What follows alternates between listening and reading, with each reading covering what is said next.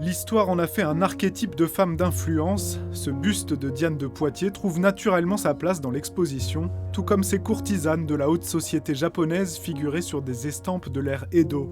L'influence est envisagée au sens large, grâce à des représentations de femmes de pouvoir, ainsi qu'à toutes sortes d'objets. Alors, une arme à feu féminine, on s'y attend pas parce qu'on associe souvent la brutalité, la violence à l'homme. Et en fait, les femmes possédaient aussi des armes. Simplement, pour mettre dans le sac à main, on a une petite arme du début du 19e siècle. Ou encore, on peut trouver une francisque, une arme franche ou mérovingienne qui a été découverte dans la tombe d'une femme, donc probablement une guerrière. Les 27 œuvres et objets exposés proviennent des réserves du musée où dorment 48 000 pièces et ont été sélectionnés par des habitants et habitantes de Dreux lors de plusieurs réunions en partenariat avec les maisons de quartier.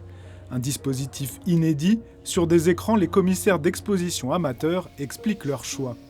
En fait, ce qui m'a intriguée dans cette œuvre, c'était le fait de voir un buste sans tête et son membre supérieur.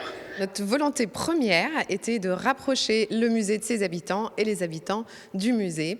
On avait vraiment l'ambition que ça devienne leur maison, ça l'est déjà, mais que ça le soit encore plus. On a choisi cette installation dans un premier temps pour ce qu'elle offre en termes d'expérience et de partage avec les commissaires d'exposition.